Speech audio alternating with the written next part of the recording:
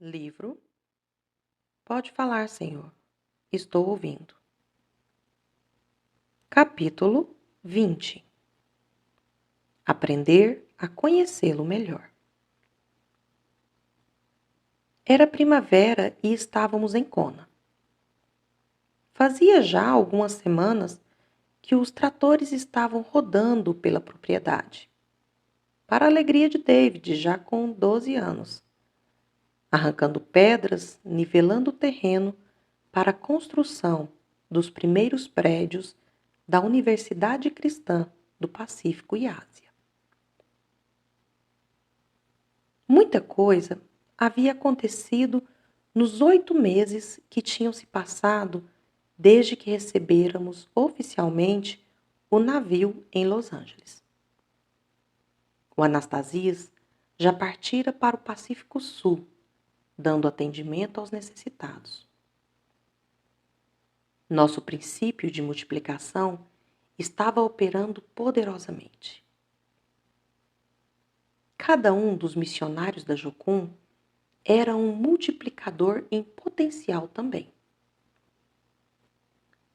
Muitos dos nossos membros, como Jimmy Rogers, Leland Parris, Floyd McClung, Don Stephens e Calaf Moala, já dirigiam cada um seu próprio trabalho dentro do organismo da Jocum. Isso me dava a maior satisfação. Deus tinha multiplicado em milhares de vezes a minha visão. Ao longo da caminhada, eu aprendera, aos tropeções, a ouvir sua voz, e, ainda aos tropeções, estava aprendendo a obedecer. Se cada um dos novos missionários pudesse aprender o mesmo, tomando como estímulo para crescer os nossos fracassos e sucessos do passado, o poder de Deus poderia ser derramado em larga escala. E o poder já estava sendo derramado. Em maio de 1983, nossos líderes principais, do mundo todo, se encontraram em Kona para a Conferência Anual de Planejamento.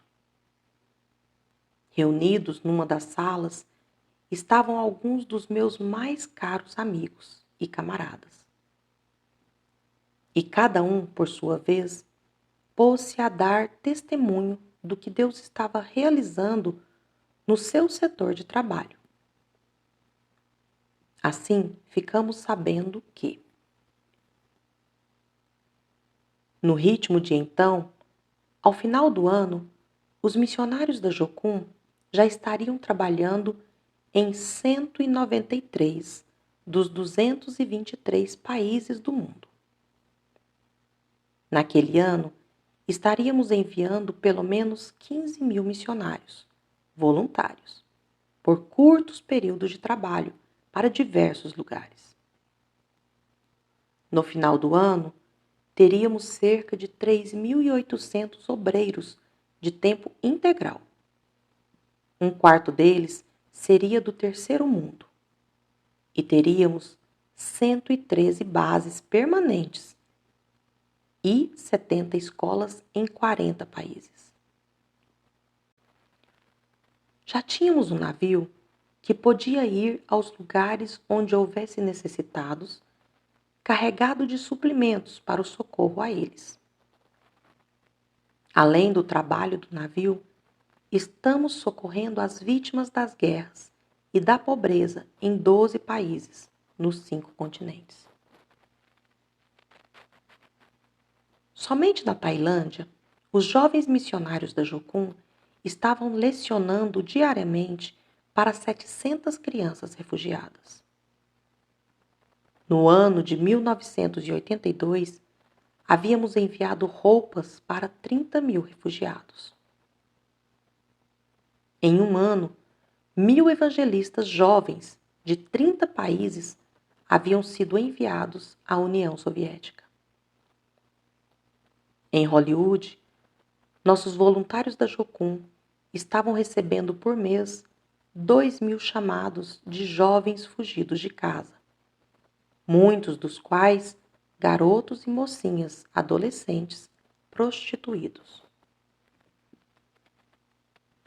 E eles nos falaram de como nossos jovens missionários estavam partindo para países do Himalaia, para o Amazonas, pregando a roqueiros no Japão, fazendo representações ao ar livre na França, dando alimentos aos mendigos de Hong Kong, ajudando a alimentar tribos africanas que estavam morrendo de fome, prestando socorro médico no Líbano, distribuindo Bíblias de casa em casa em diversas cidades do México.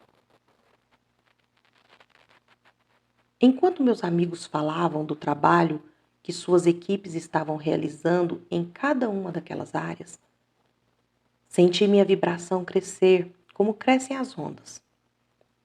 Lembrei-me de minha primeira viagem à África, quando jovem, quando fui o primeiro missionário a falar a um velho chefe a respeito do grande Deus que nos criou a todos.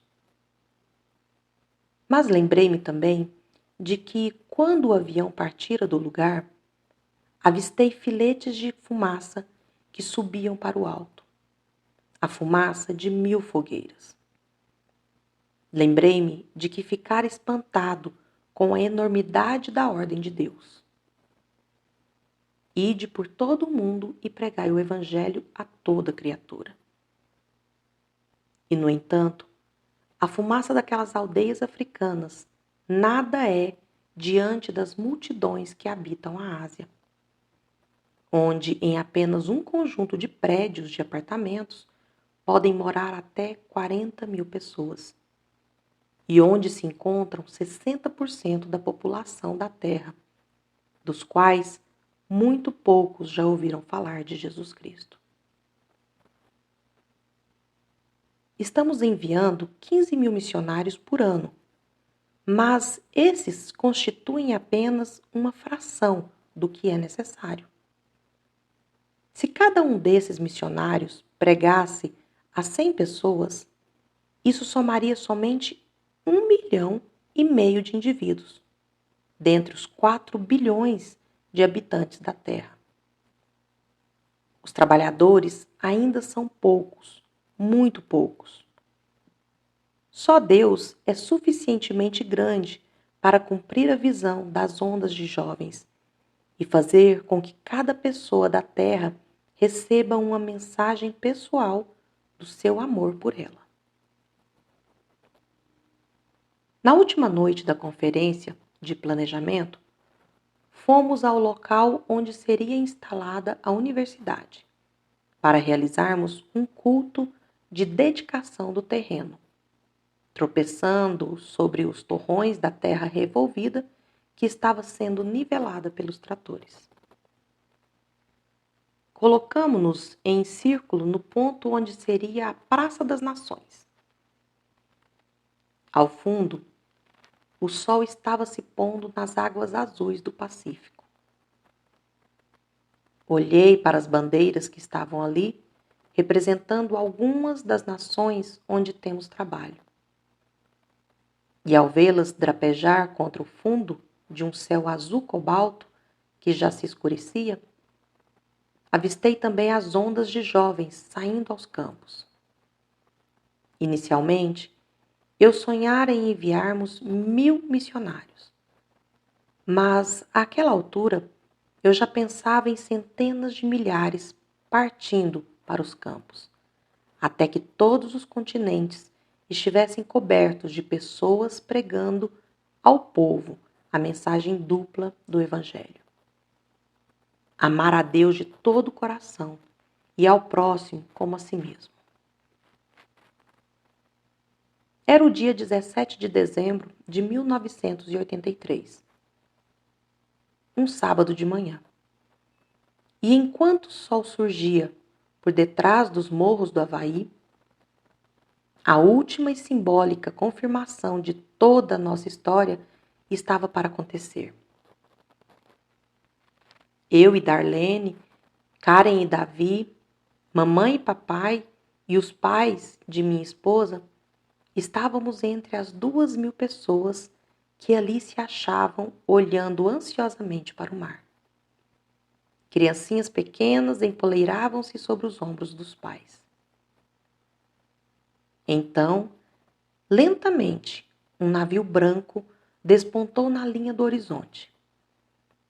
Alguns começaram a bater palmas. Algumas pessoas puseram-se a gritar: "Glória a Deus, glória ao Senhor".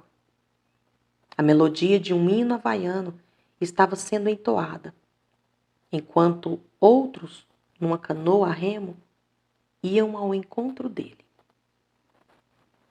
10 anos antes, quando tivemos aquela reunião de oração com os jovens, ali mesmo nas Ilhas Havaianas, e tivéramos a maravilhosa experiência em que Deus nos revelara o futuro, tínhamos visto um grande navio branco chegando a um porto. E embora isso contrariasse toda a lógica, sabíamos que era o nosso barco para o Ministério de Socorro aos Necessitados, entrando no porto de Kona. E ali estava ele, o Anastasias, a ressurreição. Vale a pena colocar nossos sonhos sobre o altar do Senhor. Ele os ressuscita sob uma forma ainda mais grandiosa. É quase impossível explicar a quem ainda não teve esse tipo de experiência a indescritível alegria que se sente ao ver Deus operando através de seres tão fracos e levando-os a realizar uma obra tão grandiosa como esta. Pois não tínhamos a menor dúvida de que tudo aquilo que presenciávamos, o navio à nossa frente e a universidade do outro lado, era um grito de vitória e alegria que partia do próprio Senhor Jesus Cristo. Havíamos aprendido a melhor lição de quantas poderíamos aprender acerca da orientação divina. Era exatamente aquilo que Darlene dissera anteriormente, quando pegara minha mão e cochichara. Isso é que é realmente ouvir a voz de Deus, não é, Loren? Aprender a conhecê-lo cada vez mais.